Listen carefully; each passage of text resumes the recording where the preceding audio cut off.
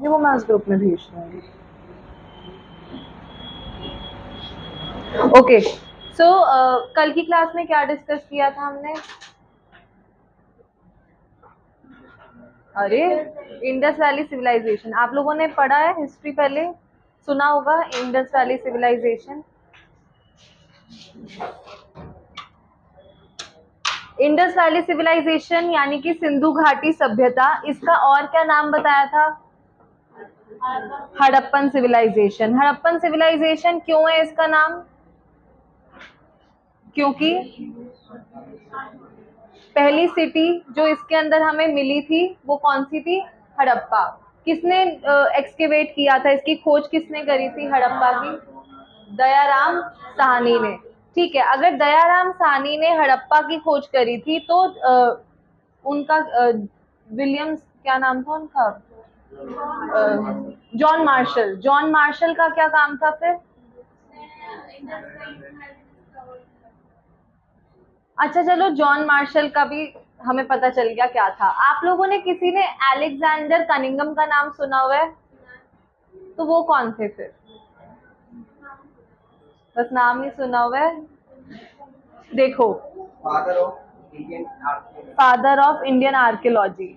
Archaeologist हमने कल बात करे थे, पुरातत्वविद जो होते हैं, जो भी बात नहीं please, it's all record bureau, वो भिनभिनाहट की आवाज आती रहेगी।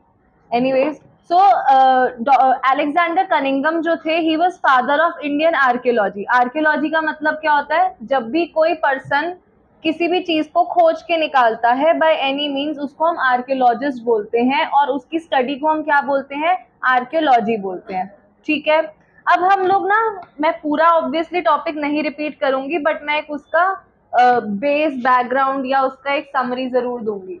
हुआ क्या था, देखो, आप लोग पहले एक बात का जवाब दो कि हमारे को कॉलोनी किसने बनाया था अपनी, हमारे ऊपर कब्जा किसने किया था?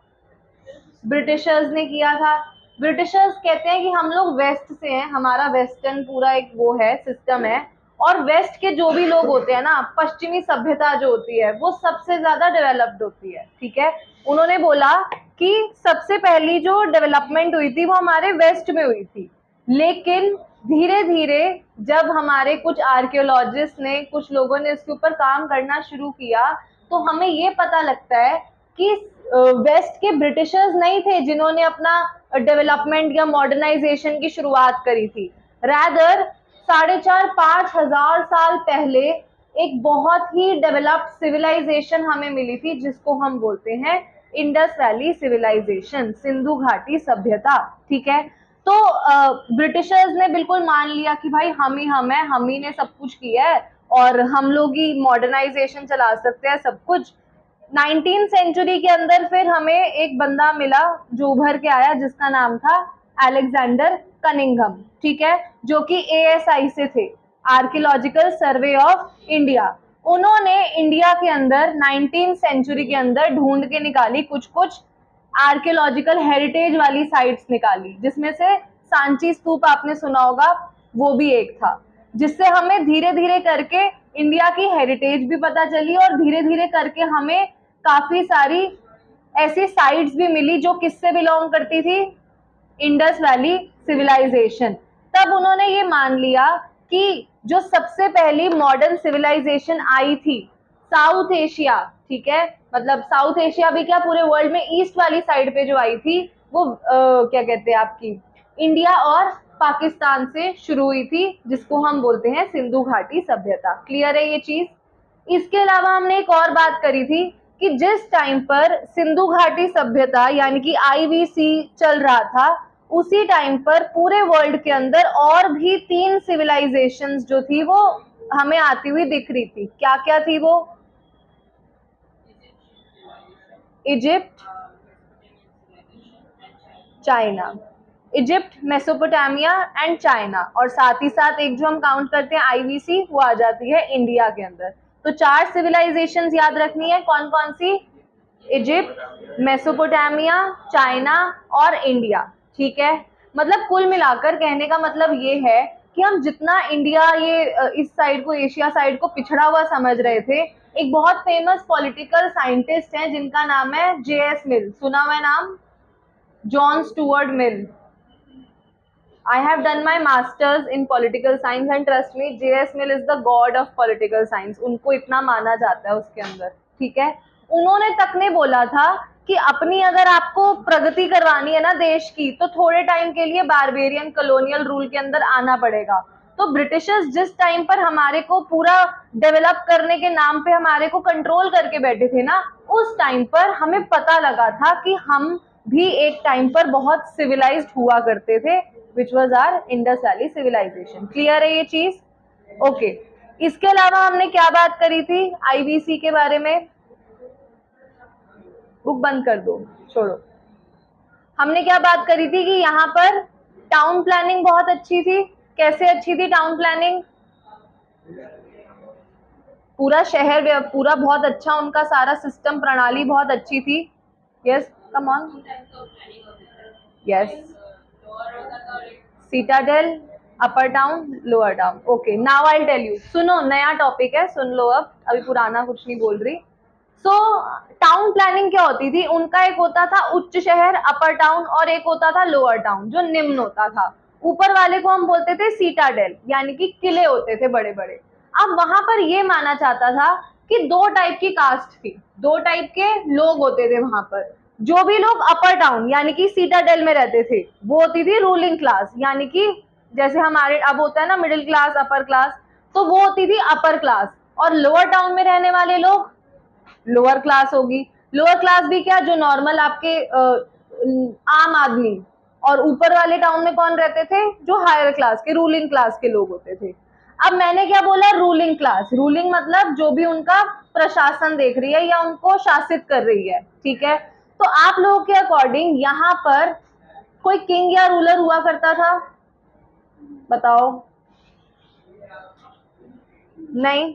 देखो, अगेन हमें अभी तक इस चीज की भी श्योरिटी नहीं मिली है. इसमें भी दो थ्योरीज आ जाती हैं. एक थ्योरी बोलती है कि यहाँ पर कोई भी रूलर नहीं होता था, खुद लोग अपने आप को प्रशासित कर लेते थे, एडमिनिस्ट्रेशन हो जाती थी.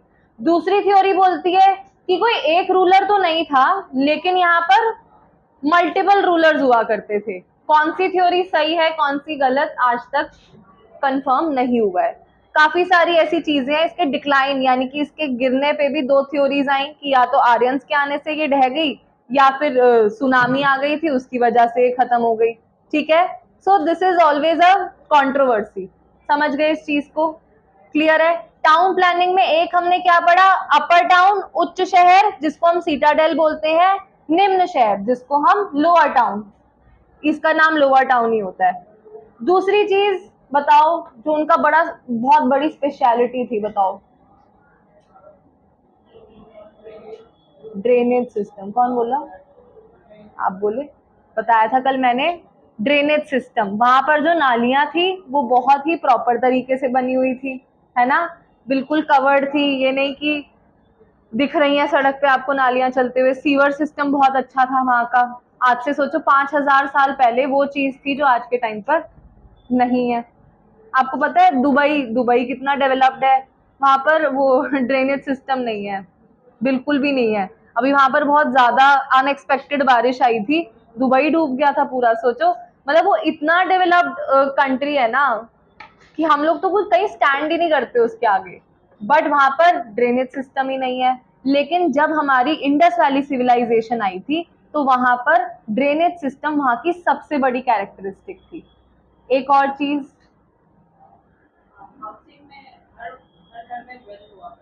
वेल हुआ करता था. और एक सिस्टम बोलते थे जिसको बोलते हैं ग्रिड सिस्टम. ग्रिड आप लोगों को पता होगा ना, एक्सेल शीट वगैरह ही बनाते होगे. ग्रिड्स होती हैं रेक्टेंगुलर, ऐसा है, फिर इसके इधर इधर इधर ब्लॉक्स होंगे. यानी कि हर जो घर है वो एक ग्रिड सिस्टम में था. ऐसे नहीं कि कहीं पर कोई भी नक्शा डाल दिया है, कुछ भी.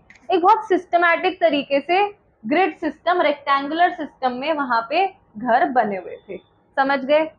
उसके अलावा हमने कुछ चीजों की बात करी थी, जिसमें से एक था द ग्रेट बाथ, स्नानाघर. ये कहाँ पर था?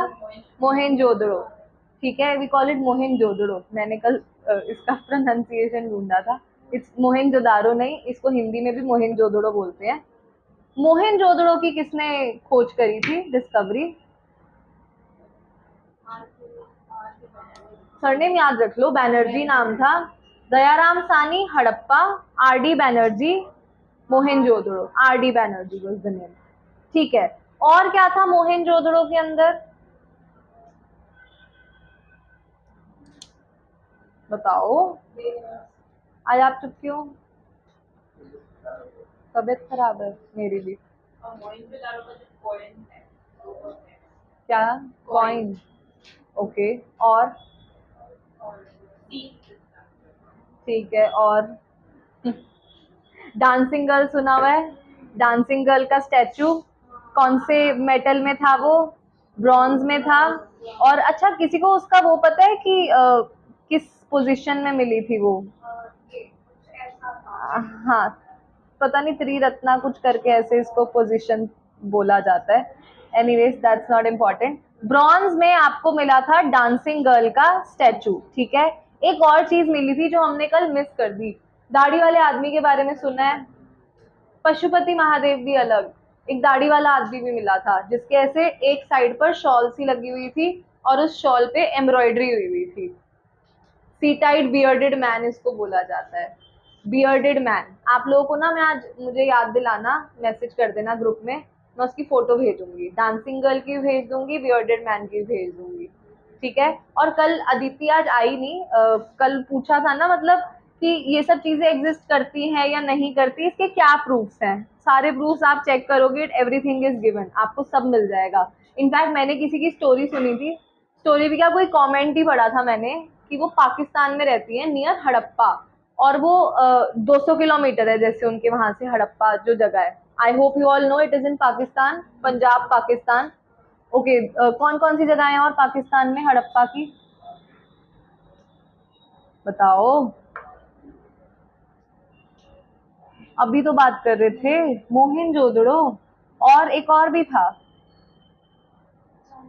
चनुदारो, चनुदारो, ठीक है। सो कमिंग बैक, वो लेडी 200 किलोमीटर पे रहती है हड़प्पा से, एंड शी वाज टेलिंग कि वहां पर आप आज भी अगर विजिट करोगे तो आपको प्रॉपर वो दिखेंगी वहां पर चीजें, और आपको देखकर लगेगा कि आज हमारे यहाँ इतनी सिविलाइजेशन नहीं है जितना वहां पर आज भी आपके लिए वहां पर प्रूफ है।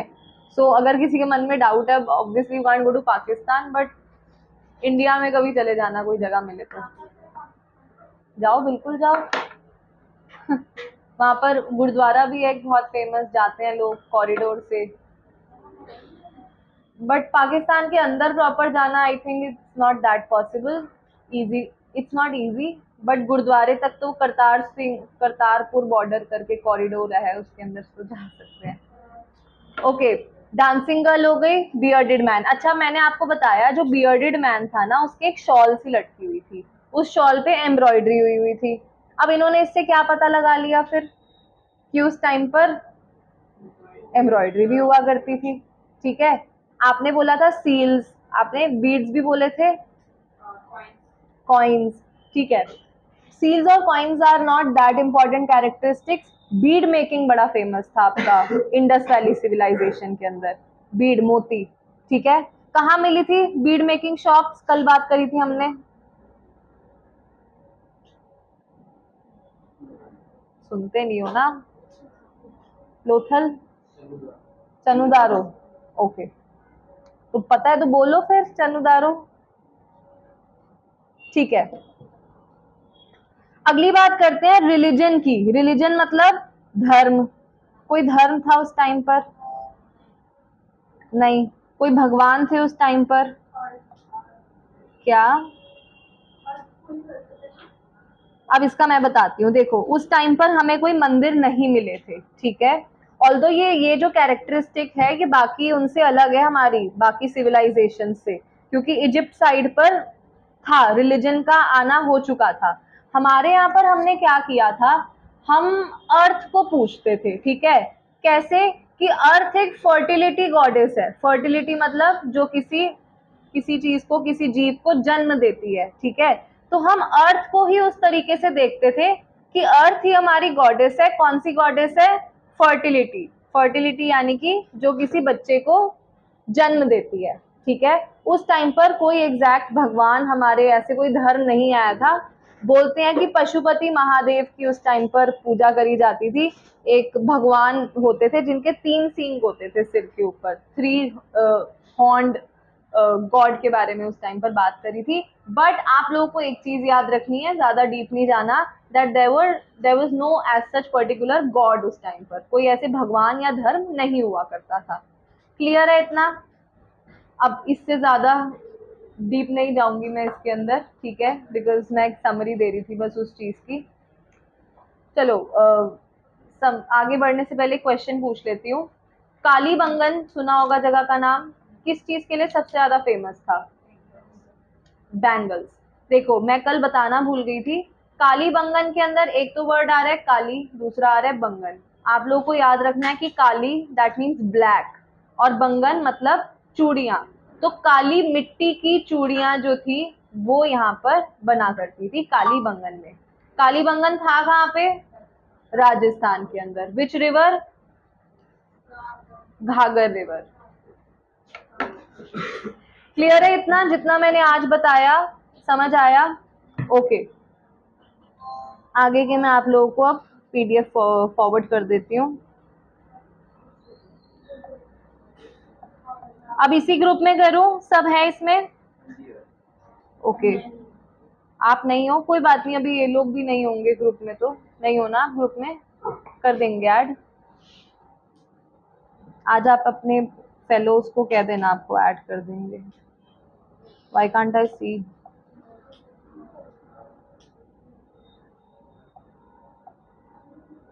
अच्छा ओके। कितने स्टूडेंट्स हैं इस ग्रुप में?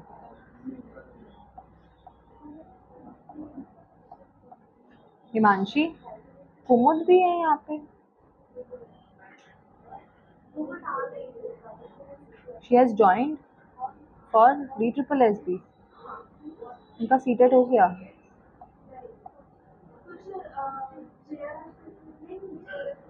नेट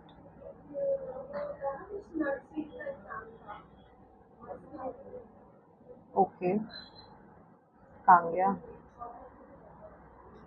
ओके चलो, इंडस वैली सिविलाइजेशन के बाद क्या आएगा? वैदिक काल। ठीक है, वैदिक काल के बिल्कुल डीप जाने से पहले हम लोग बात कर लेते हैं कि वैदिक काल था क्या। वैदिक एज क्या होती है बताओ भाई? वेद क्या होते हैं? हम्म,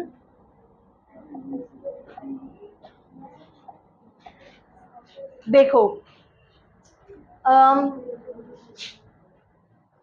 फिलॉसफी पता है सबको क्या होती है? क्या?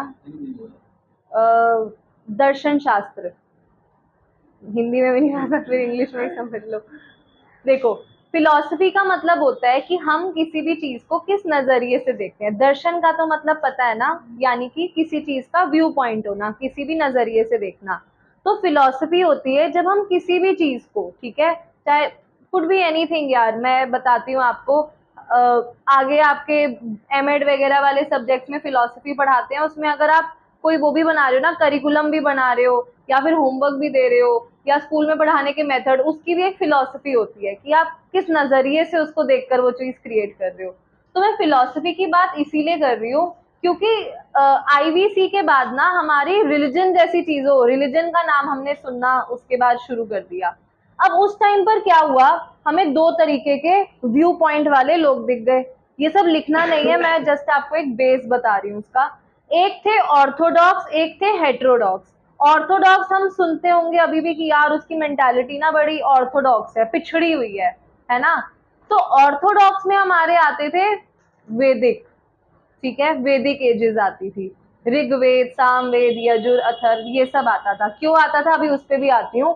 और आपकी जो हेट्रोडॉक्स होती थी, वो लोग होते थे जो बोलते थे कि भगवान नहीं होते, ठीक है, देयर इज नो गॉड, हम लोग ही उनको क्रिएट करते हैं। एक एनर्जी होती है, एक पर्सन होता है जिसमें से हम लोग ज्ञान प्राप्त करते हैं।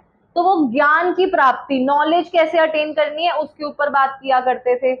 ऑर्थोडॉक्स क्या बोलते थे कि भगवान होते हैं, मंदिर भी होते हैं, हम भगवान की पूजा भी करेंगे, भगवान ने ही सबको बनाया है। अब हम लोग जो है हिंदुओं सारे, एनीबडी हु जैन और बुद्धा? कोई नहीं है? हम लोग सब भगवान की पूजा करते हैं, है ना, नॉर्मल, नहीं भी करते हो, दैट इज एन एक्सेप्शन। हम लोग आ जाते हैं ऑर्थोडॉक्स के अंदर, ठीक है, मंदिर जाना, भगवान की पूजा करना। देखा है कभी भगवान को किसी ने?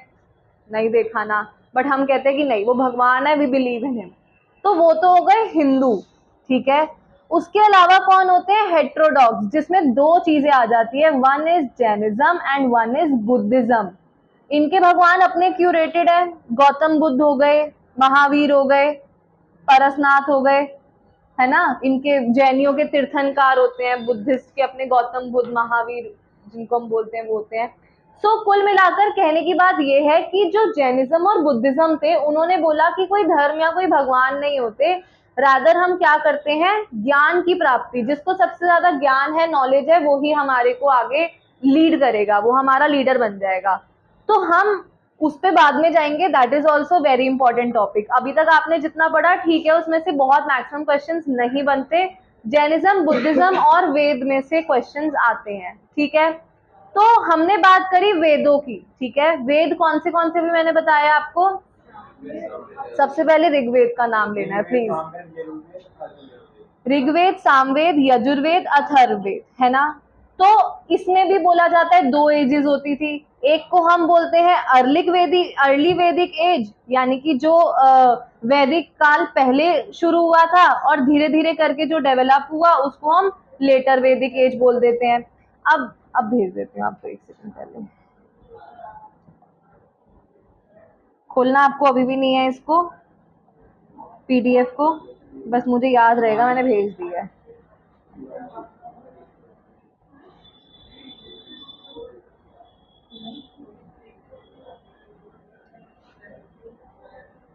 ओके, सो जब हमारी सिंधु घाटी सभ्यता डिक्लाइन हो गई, यानी कि खत्म हो गई, धीरे धीरे करके खत्म हुई।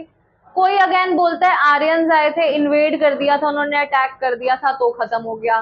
कोई बोलता है कि सुनामी आ गई थी, नेचुरल डिजास्टर हो गया था। तो बोला जाता है कि अराउंड 1500 बीसीई के करीब जो है हड़प्पन कल्चर, इनकी जो संस्कृति थी, वो धीरे धीरे खत्म होने लगी। उसके बाद इनका जो इकोनॉमिक सिस्टम था, ठीक है, जो भी इनकी आर्थिक स्थिति थी या इनकी प्रशासन था, एडमिनिस्ट्रेटिव सिस्टम, वो भी धीरे धीरे क्या होने लगा, खत्म होने लगा। कब खत्म होने लगा? जब इंडिया में कौन आ गए?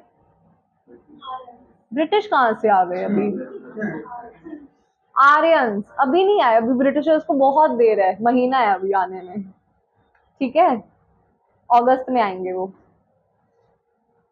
ओके, सो अच्छा, अब आर्यंस के ऊपर भी ना, कोई कहता है आर्यंस कहीं से आए थे, कोई कहता है कहीं से आए थे, कोई अपने बुक का नाम, बाल गंगाधर तिलक ने अपनी बुक में बोला था वो आर्कटिक रीजन से आए थे। तो अगेन आज तक ये भी किसी को फाइनलाइज नहीं पता चल पाया है कि आर्यंस कहाँ से आए थे, लेकिन नोट्स में या जगह जगह लिखा होता है कि आर्यंस जो थे वो नॉर्थ वेस्ट इंडिया से एंटर करे थे, और ये लोग ईरानियंस थे। ईरानियंस मतलब ईरान जैसी वाली जगह से आए थे, ठीक है। आर्यंस जो थे वो इंडिया के अंदर आए और इकट्ठे नहीं आए थे, वेव्स के अंदर लहरें आई थी आर्यंस की, एक ही बारी में नहीं आए थे। और याद रखना जगह का नाम नॉर्थ वेस्ट माउंटेन्स, हमारी जो माउंटेन्स है नॉर्थ में है ना, हिमालय वगैरह वाली साइड ऊपर, तो बोला जाता है वहीं से वो लोग इंडिया के अंदर एंटर करे थे। इन्वेडर्स थे, कौन थे? ईरानियंस थे। बंद करने को बोला है इसी, बंद करने को बोला है या बंद है? तबीयत खराब, ठंड लग रही है तो पीछे तो एसी की ज्यादा हवा नहीं आएगी। तुम्हें ठंड लग रही है, मुझे सुबह से हीट स्ट्रोक्स हो रहे हैं। It's okay, if there is problem तो कोई दिक्कत नहीं है यार, कल को बीमार ना पड़ जाना।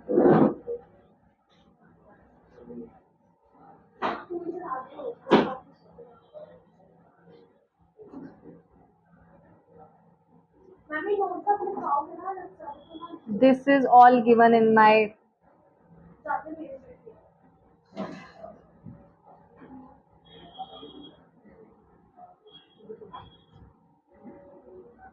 बाकी मैं एक समरी इसीलिए दे देती हूँ पहले आकर, ताकि रिकॉल हो जाए। बस आप लोग समरी में थोड़ा जवाब कम देते हो, है ना। आपको नहीं कह रही, आप तो आई पहली बार हो।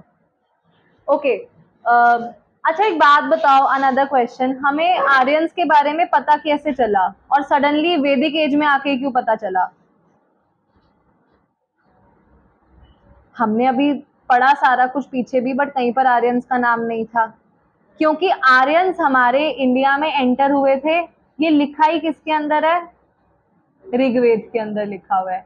वहीं से हमें पता चला कि वैदिक एज के टाइम पर आर्यंस इंडस वैली सिविलाइजेशन के ढहने के बाद इंडिया के अंदर आ चुके थे। ठीक है, उसके अलावा यहाँ पर आपको नोट्स में ही मिल जाएगा, अर्ली वैदिक पीरियड था आपका, जिसके अंदर हम सिर्फ ऋग्वेद की बात करते हैं, जो शुरुआती टाइम था, जो था आपका 1500 से लेके 1000 बीसीई के अराउंड। ठीक है, उसके बाद था लेटर वैदिक पीरियड, जो 1000 से लेकर करीबन 600 बीसीई के अराउंड था। बीसीई मतलब एरा, अगेन एडी मतलब एनो डोमिनी। Okay good. एक इम्पॉर्टेंट चीज है, नोट्स में दी हुई है बट हम लिख भी लेंगे। नाम लिख लो पहले, बाल Gangadhar Tilak.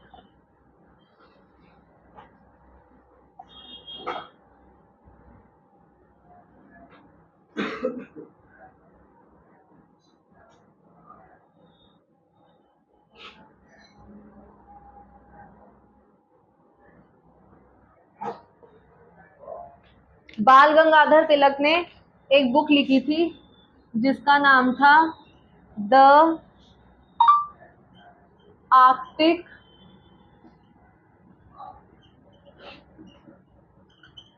Holmes in India, जो आई थी 1903 के अंदर। इसका हिंदी इंग्लिश कोई वो अलग नाम नहीं है, it was written in English. The Arctic home, homes नहीं, home in India.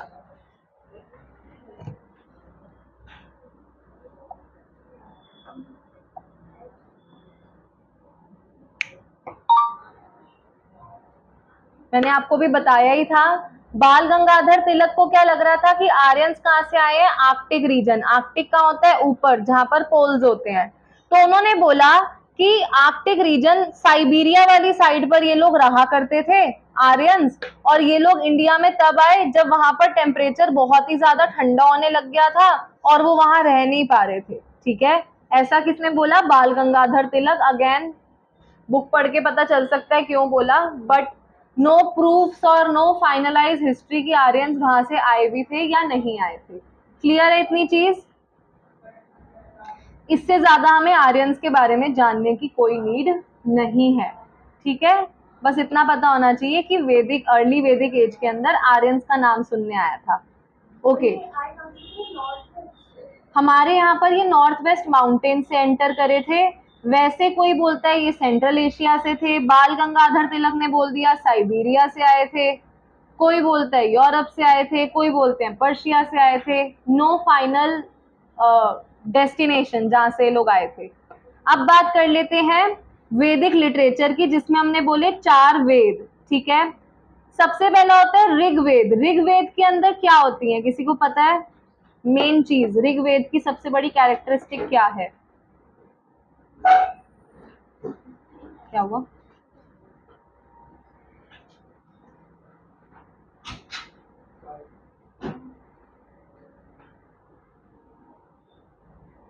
What is his name? Rishabh.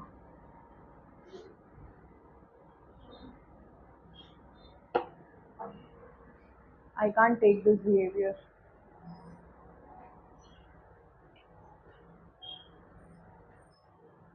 SSC का है ये? एनडीए? ऐसे ऐसे ही रहता है एटीट्यूड में, स्टार्टिंग से ऐसे है। मेरे आगे तो अभी क्लास में, मेरी क्लास में तो नहीं आएगा ये लड़का, चाहे कोई और पढ़ाए इसको। आए या ना आए, मेरी क्लास में बस अब ये नहीं बैठेगा, मुझे इतना पता है। ये ऑन है, अभी चल रहा है ये, पॉज हो सकता है ये। चलो ले, इसकी चक्कर में अपना क्यों, आई कंप्लेन अबाउट हिम यार, दिस इज नॉट डन। ऐसा एटीट्यूड घर रखें अपने। 18 साल के बच्चे, फॉरगेट इट। आप लोग देख लो, आप में से गलती से मत करना कोई ऐसे। I will not let him enter my class at any cost now. This is very bad.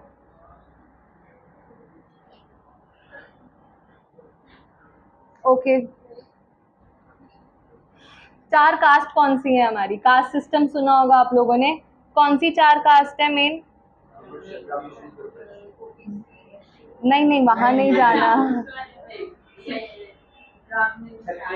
ब्राह्मण, क्षत्रिय, वैश्य, शूद्र। No no, that's okay. This is us under pressure. General हो आप? जनरल कैटेगरी से हो? अच्छा, ठीक है। We are under pressure then. Okay, so Rigveda के अंदर, हाँ हाँ समझ गई मैं, यही वाली कास्ट है। हाँ, तो मैंने आप लोगों को बताया ही कि अभी तक आपने सुना कास्ट सिस्टम चल रहा है कोई या कुछ। तो कास्ट सिस्टम की शुरुआत कहाँ से हुई? अर्ली वैदिक एज से, ठीक है। वैदिक काल से जो है हमारी जातीय प्रणाली जिसको हम बोलते हैं उसकी शुरुआत हुई थी, जिसमें 4 कास्ट का नाम आता है, ब्राह्मण, क्षत्रिय, वैश्य और शूद्र, ठीक है। इसके अलावा बोला जाता है कि ऋग्वेद जो है वो सबसे पुराना वेद है जिसके अंदर बहुत सारे हाइम्स लिखे हुए थे। हाइम्स को अगर आप देखो टेक्निकली भजन बोला जाता है उसको, ठीक है। 1028 हाइम्स लिखे हुए थे ऋग्वेद के अंदर, ठीक है। और इसके टाइम पर कुछ भगवानों का भी इनकमिंग हो गया था। कौन कौन से? अग्नि, इंद्र, मित्र, वरुण, सोम। मेन अग्नि होते हैं, इंद्र होते हैं, सोम। 3 गॉड होते हैं मेन, है ना, जिनके बारे में एनसीईआरटी में मेंशन्ड है। बट अदर गॉड्स भी थे, वरुण भी थे, मित्र भी थे उस टाइम पर। तो आप लोग आज देखो, अगर गंगा नदी है हमारी, पानी है, ठीक है। अग्नि को साक्षी मानकर बोला जाता है, हम लोग हवन कुंड भी करते हैं। साक्षी नाम है क्या? अच्छा, समझ गई थी मैं। उसके अलावा फेरे भी जो होते हैं, शादी होती है हिंदू धर्म में, वो भी अग्नि के आसपास होती है। तो हमारे यहाँ पर बाकी भगवान आए उससे पहले हमने किसको? नेचर को अपना गॉड माना था। पहले हमने बोला कि इंडस वैली वालों ने बोला कि अर्थ ही जो है एक जीव को जन्म देती है, हमने बोला फर्टिलिटी गॉडेस। ऋग्वेद में लिखा हुआ है अग्नि, इंद्र, मित्र, सोम। सोम इज अ प्लांट, ठीक है। उसको उन्होंने गॉड के रूप में देखा, ठीक है। तो सबसे पहला पॉइंट याद रखना है, ऋग्वेद सबसे पुराना वेद होता है। उसके अंदर 4 कास्ट यानी कि 4 जातियों के बारे में बात करी हुई है। कौन कौन सी? ब्राह्मण, क्षत्रिय, वैश्य, शूद्र। अभी ये भी कौन कौन होते हैं बात करेंगे आगे। इसके अलावा इसमें कुछ हाइम्स यानी कुछ भजन लिखे हुए हैं। कितने हैं? 1028। साथ ही साथ इसके अंदर कुछ फेमस भगवानों की भी बात करी गई है, जो कि उनकी तारीफ में, ये जो भजन थे उनकी तारीफ में ही गाए जाते थे, जैसे कि अग्नि, इंद्र, मित्र, सोम, वरुण एटसेट्रा, ठीक है। इसके अलावा गायत्री मंत्र तो सबने सुना होगा, आता भी होगा। गायत्री मंत्र भी कहाँ लिखा गया है? हाँ, 10 मंडल है ना इसके। हाँ, हर्ष मंडल बोल रहे हो, थर्ड बोल रहे हो ना? हाँ, मैंने कहा हर्ष मंडल तो कुछ नहीं है। विश्वामित्र ने गायत्री मंत्र लिखा था इसके तीसरे मंडल के अंदर। ऋग्वेद में टोटल 10 मंडल है, थर्ड मंडल के अंदर क्या मेंशन किया गया है? गायत्री मंत्र, ठीक है। बुक्स, बुक्स कह सकते हो आप, मंडल मतलब बुक्स, ठीक है जी, ओके। इसके अलावा बोला जाता है कि ये जो 4 जातियां है ना, they were born from mouth, arms, thighs and feet. Mouth मुंह, आर्म्स बाजू, ठीक है, थाइज और फीट, ठीक है। यहां से बोले कि ये 4 जातियां पैदा होती हैं। Although this is utter nonsense अगर आप अब साइंस की तरफ से देखो तो, बट काफी चीजें ऐसी मेंशन है जिनका साइंटिफिक कोई रेलेवेंस ऐसा आज तक मिला नहीं है। ऋग्वेद क्लियर है सबको, पक्का? दूसरा कौन सा वेद होता है? सामवेद में क्या होता है? म्यूजिक, ठीक है। ऋग्वेद के अंदर हमने देख लिया जातियों के बारे में है, भजन लिखे हुए हैं, गॉड के बारे में बात करी हुई है।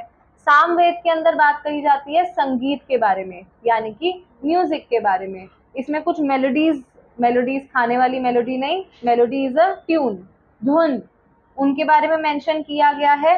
और इंडियन म्यूजिक किस तरीके का हुआ करता था उस टाइम पर, वो हमें किससे पता चलता है, सामवेद से पता चलता है।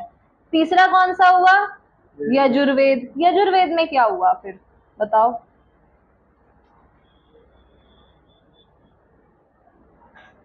बताओ, नहीं पता किसी को? देखो, बोला जाता है कि यजुर्वेद के अंदर खाली भजन नहीं थे, बल्कि इनके अंदर दिए हुए थे रिचुअल्स। रिचुअल्स होती हैं प्रथाएं। क्या होते थे रिचुअल्स उस टाइम पर? आज के टाइम पर रिचुअल्स क्या होते हैं बताओ? आप फास्टिंग कर रहे हो, आप किसी की पूजा पाठ कर रहे हो, ठीक है, आप कोई रस्म कर रहे हो, वो क्या हो जाएगा, आपका एक रिचुअल हो जाएगा। रिचुअल्स के बारे में अभी हम आगे जो आएंगे ना, एंशिएंट हिस्ट्री में ही पढ़ेंगे। और ठीक है, एक अथर्ववेद, अथर्व क्या था, नहीं, अश्वमेध, हाँ हाँ, रिचुअली बोल, मतलब रिचुअली आता है, प्रथा में हॉर्स का आता है ना, हॉर्स सैक्रिफाइस जिसको हम बोलते हैं। तो हमारे जो ये था तीसरा वाला वेद था जिसका नाम था यजुर्वेद, इसके अंदर दिया गए थे हमारे काफी सारे रिचुअल्स, यानी कि काफी सारी प्रथाओं के बारे में यहाँ पर बात करी गई थी। ठीक है, दो मेन टेक्स्ट होते हैं इसके यजुर्वेद के, एक शुक्ल यजुर्वेद होता है, एक कृष्ण यजुर्वेद होता है। अगेन लिखा हुआ है नोट्स के अंदर, बट आप लोगों को एज सच करने की नीड नहीं है इसको। चौथा वेद कौन सा होगा, अथर्ववेद। अथर्ववेद के अंदर क्या होता है, और चिकित्सा के बारे में बोले, बिल्कुल सही बोले।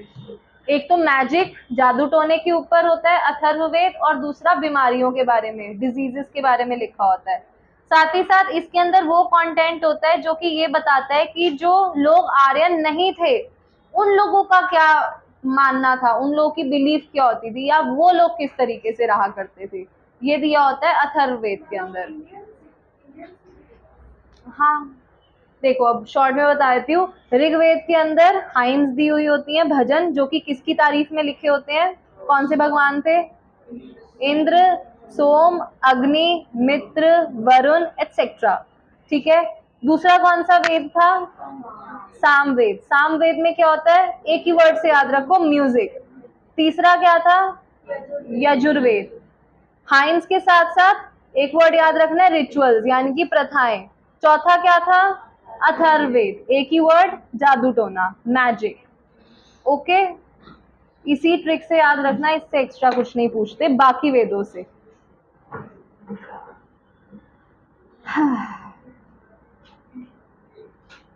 चलो अब एक और चीज बताओ, उपनिषद क्या होते हैं? क्या, यही पूछने वाले थे, उपनिषद क्या होते हैं बताओ फिर।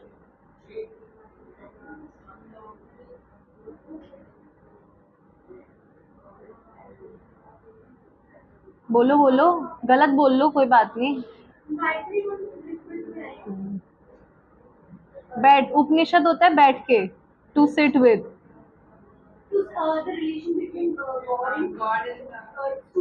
Student and the teacher. Exactly, तो बेसिकली एक बोला जाता है प्यूपिल, प्यूपिल होता है स्टूडेंट, और उसका होता है गुरु। अब तब ये हिस्ट्री, ज्योग्राफी, सिविक्स तो हुआ नहीं करता था, तो तब क्या पढ़ाया जाता था, वेद पढ़ाए जाते थे। तो जब कोई स्टूडेंट अपने गुरु के साथ बैठ के वेदों की शिक्षा ले रहा होता था, उसको बोला जाता था उपनिषद। ठीक है, इनको बोला जाता है फिलोसफिकल टेक्स्ट, यानी कि फिलोसफी मैंने आपको बताई थी, दर्शन शास्त्र, दर्शनीय लिखित में चीजें होती हैं जिसकी शिक्षा या उसका ज्ञान दे रहा होता है एक टीचर अपने स्टूडेंट को बैठकर, तभी इसको बोला जाता है तो to sit with and teach. कोई है क्या, समझ गए उपनिषद क्या होता है, क्लियर है? एक और वर्ड आप लोगों ने सुना होगा, अरंक्यास। अरंक्यास क्या होते हैं, या अरण्यकास जिसको हम बोलते हैं, अरण्यकास, पता है किसी को?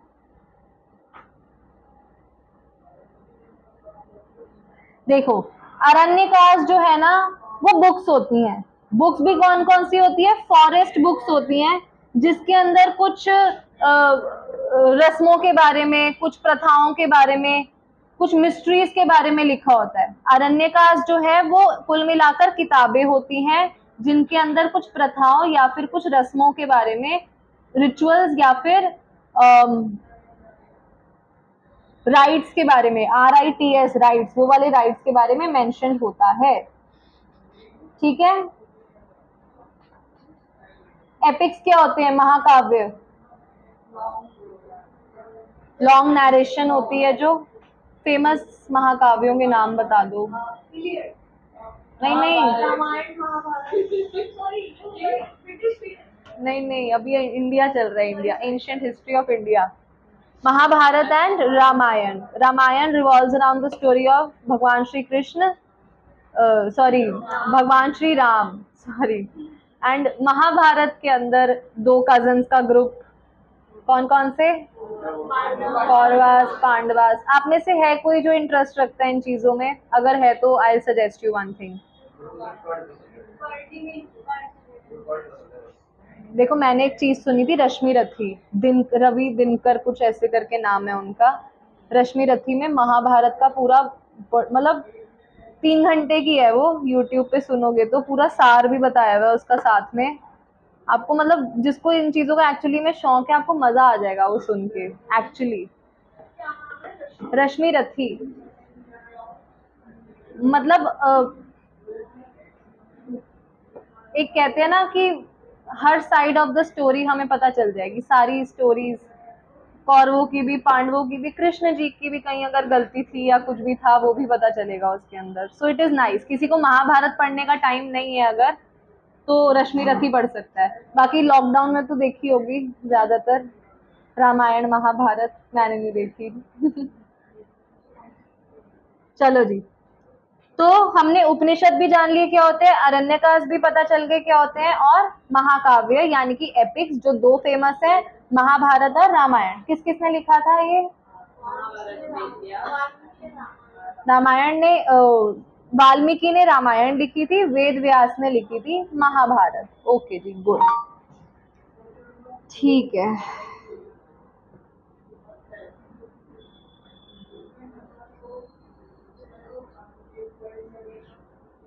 Let me ask you a few questions.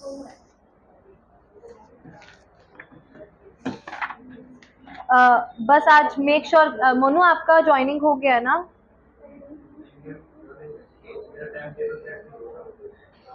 Join कर लिया इंस्टीट्यूट?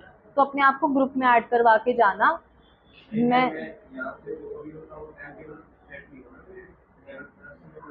अच्छा अच्छा, ठीक है, ओके, आप लोग करवा जाना। एंड आज मैं, जो मैंने इंग्लिश में भेजा है, या तो एक ग्रुप में ना बस पिंग करने की देर होती है, मेरे पास आई हैव एवरीथिंग, मेरे को बस याद नहीं रहता कि मुझे वो सेंड करना है। तो जिसको भी जिस चीज़ की रिक्वायरमेंट हो ना, अब ये वाला ग्रुप तो स्टूडेंट्स ग्रुप ही आई गेस, सब है इसके अंदर, you can just ping me. Ping माने मैसेज। चलो जी,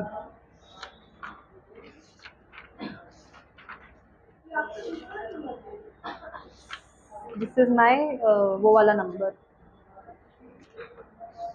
प्रोफेशनल, पर्सनल नहीं है।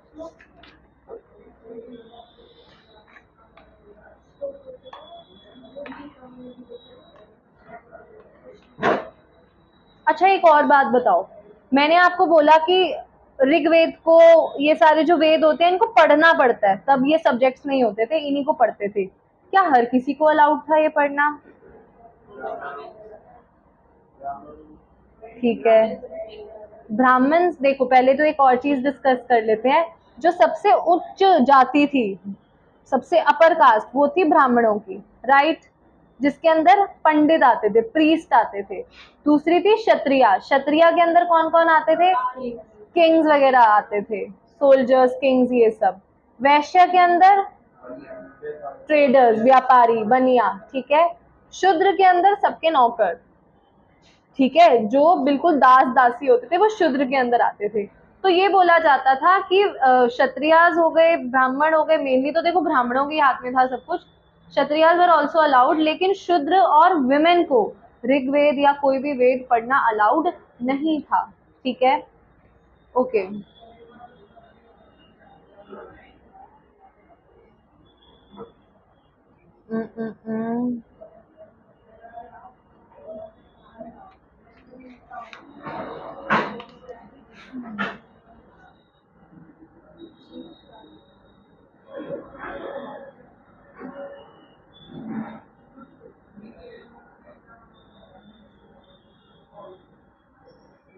अच्छा, आप लोगों को गद्य पद्य पता है? एक तो जो होता है वो प्रोज होता है, जो लिटरेचर का होता है। गद्य जो होता है वो पोयम वाला होता है। पोयम और प्रोज, लिटरेचर और पोयम पता है ना। तो एक ऐसा वेद था जो दोनों में लिखा गया था, गद्य में भी पद्य में भी। वो कौन सा था?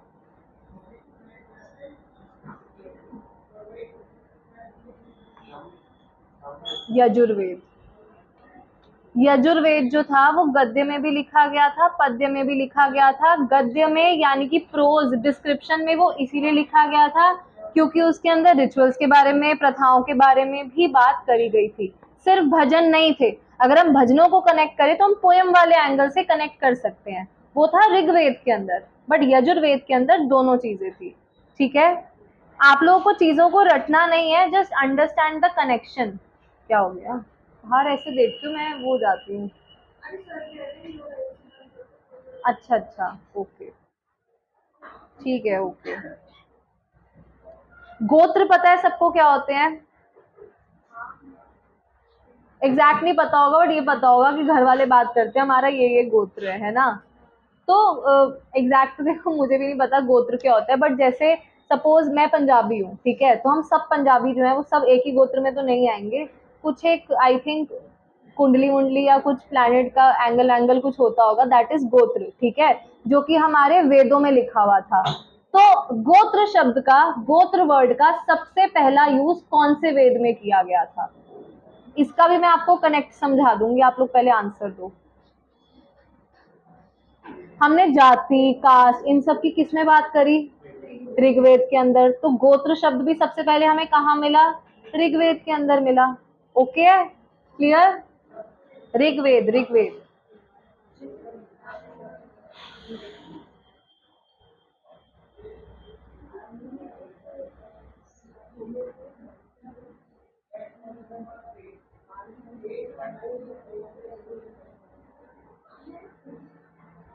ऋग्वेद में टोटल मंडल कितने हैं? मंडल मतलब बुक्स। हाइम्स, भजन कितने हैं? 1028। प्लीज BSSB स्टूडेंट्स याद रखना इसको बहुत अच्छे से। गायत्री मंत्र किसने लिखा था? विश्वामित्र। लिख लो प्लीज, ये ना कहीं पर लिख लो, ये आपके PDF में गिवन नहीं है।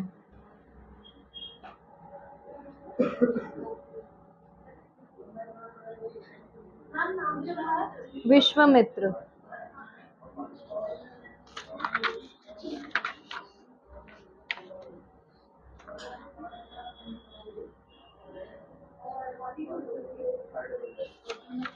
थर्ड मंडल, तीसरे मंडल में थर्ड बुक के अंदर गायत्री मंत्र लिखा गया था ऋग्वेद की।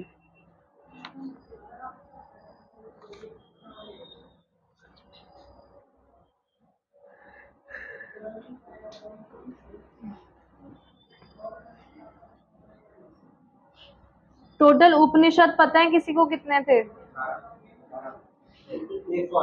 108। लिख लो, कुल मिलाकर 108 उपनिषद थे। देयर वर टोटल 108 उपनिषद।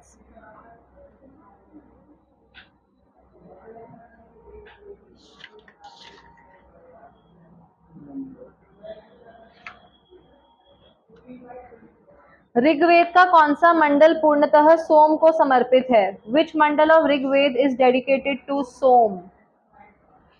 7, 8, 9 या 10? 9th, ठीक है। 9th मंडल जो है it is completely dedicated to Soma. Soma हमने बात करी, इट इज अ प्लांट, ठीक है, जो एक भगवान की तरह ट्रीट किया गया कौन से वेद के अंदर?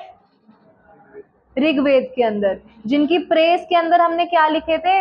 हाइंस लिखे थे, भजन लिखे थे, and they are 1028 in total.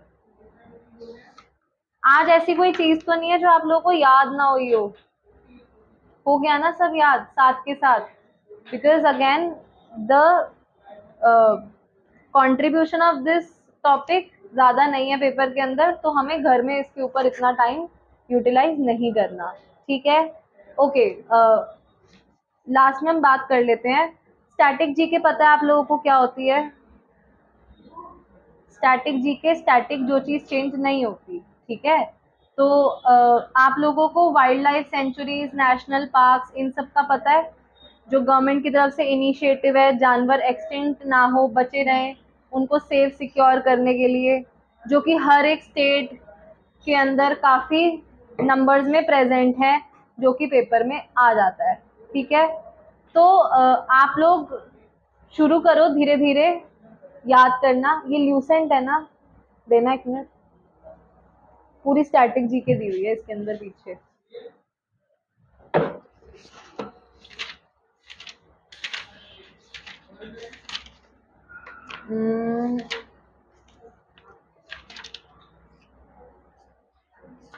सबसे ज्यादा स्टैटिक जी के ना आपको उसमें मिलती है, ज्योग्राफी। ये रहा देखो, ऐसे ऐसे फॉर्म में होता है, लर्न करना पड़ता है ये सब। बता दूंगी लर्न क्या क्या करना है। नेशनल पार्क और वाइल्ड लाइफ सेंचुरी तो आप लोगों को करने पड़ेंगे, ठीक है? ओके, तो करना शुरू कर दो। आज आपकी थर्सडे हो गई क्लास। अब जब भी क्लास होगी आप लोगों का टेस्ट होगा, आप लोगों का नहीं होगा। अटेम्प्ट कर सकते हो बेशक, भेज दूंगी, पीडीएफ भेज दूंगी, बट मेन टेस्ट मुझे क्लास में लेना है, oral. Yes yes, previous year. हाँ, होगा। कौन से टॉपिक्स का होगा बता देती हूँ। सबसे पहला टॉपिक रहेगा हमारा स्टोन एज, जिसके अंदर पैलियोलिथिक, मीजोलिथिक, नियोलिथिक आ जाएगा। चैल्कोलिथिक भी डाल दूं टेस्ट के अंदर, एक आधा क्वेश्चन बनेगा। इंडस वैली सिविलाइजेशन रहने दो अभी, बिकॉज स्टूडेंट्स का भी क्वांटिटी थोड़ा कम था क्लास के अंदर सिंस 2 days। तो अभी मैं खाली स्टोन एज में पैलियोलिथिक, मीजोलिथिक, नियोलिथिक और चैल्कोलिथिक का टेस्ट ले लेती हूँ। अराउंड 10 to 12 क्वेश्चन, ज्यादा नहीं होंगे। ओके, चलो। कौन सी क्लास है और अभी? 1 बजे।